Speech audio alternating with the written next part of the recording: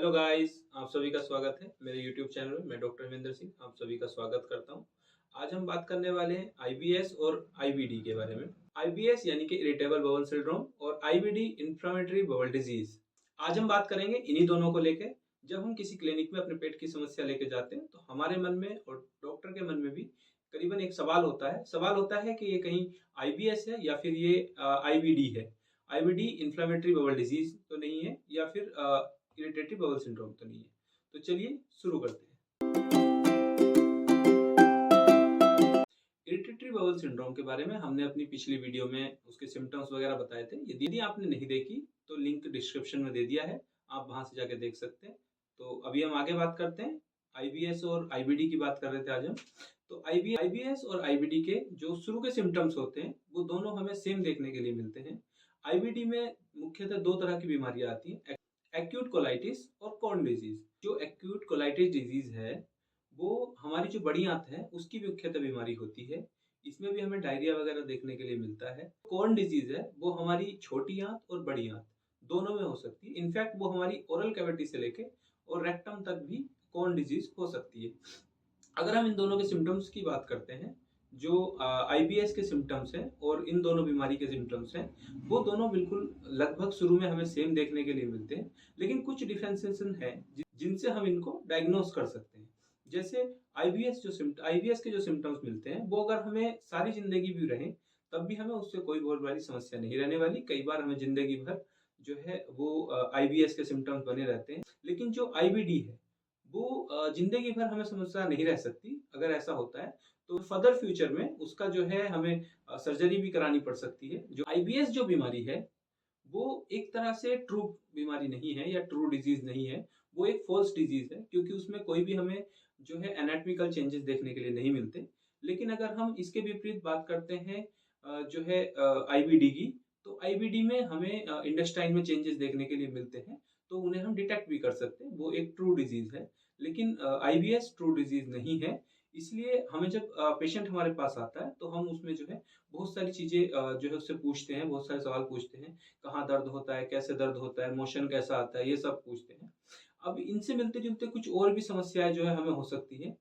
जैसे colon cancer है, colon cancer में भी हमें जो है डायरिया वगैरह देखने के लिए मिलता है। लेकिन उसमें कुछ मुख्य सिम्टम्स अलग आते हैं।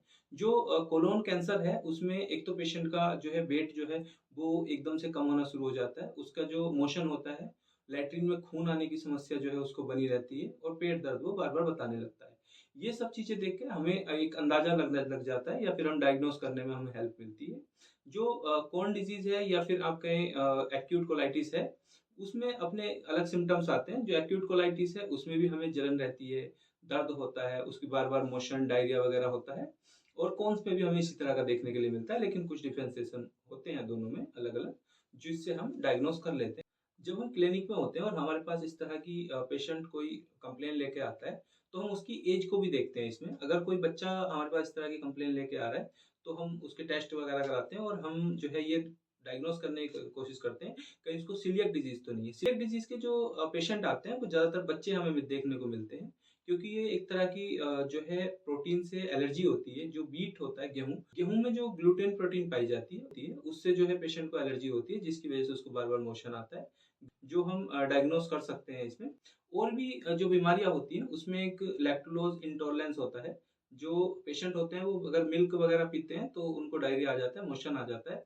उसमें क्या होता है, जो जो मिल्क की प्रोटीन होती है लैक्टोलोज, उसको जो है वो डाइजेस्ट नहीं कर पाते, तो उसमें भी ऐसा डायरिया हमें देखने के लिए मिलता है। लेकिन कुछ पेशेंट हमें क्लिनिक में देखने के लिए मिलते हैं जो अपर एब्डोमेन के पेन के साथ आते हैं, बर्निंग हार्ट बर्न की कंडीशन लेके आते हैं या फिर बर्निंग सेंसेशन हमें बता रहे होते हैं, स्टमक हार्ड हो जाता है, एब्डोमेन डिस्टेंशन में होते हैं। उस तरह के पेशेंट जो होते हैं उनमें कोई भी ऐसी इंटेस्टाइनल पैथोलॉजी नहीं मिलती।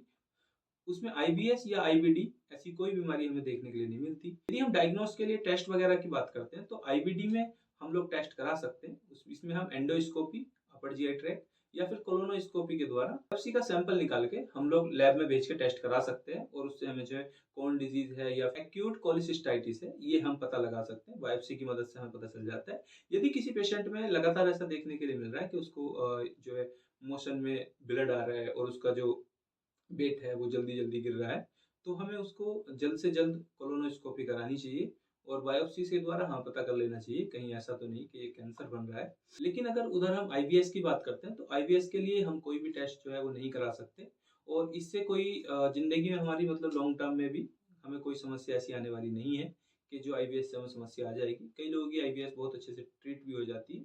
और अगर हमें किसी को डायरिया या फिर कॉन्स्टिपेशन रहता है तो उसमें डाइट का भी हमें बहुत ज़्यादा ध्यान रखना होता है। लेकिन आईबीएस को अगर डायग्नोस करते हैं हम तो आईबीएस क्योंकि एक सिंड्रोम है तो इसमें हम जनरली मानसिक प्रॉब्लम भी पेशेंट को देखने के लिए मिलती है, तो उसी से इसको हम डायग्नोस कर पाते हैं। आई होप इससे आपको आगे डायग्नोस बनाने में भी हेल्प मिलेगी और आप भी अपनी बीमारी को बेहतर समझ पाएंगे। तो ऐसी ही आगे वीडियो देखने के लिए हमारे चैनल को सब्सक्राइब कर लें, वीडियो को लाइक कर दें और शेयर कर दें। धन्यवाद।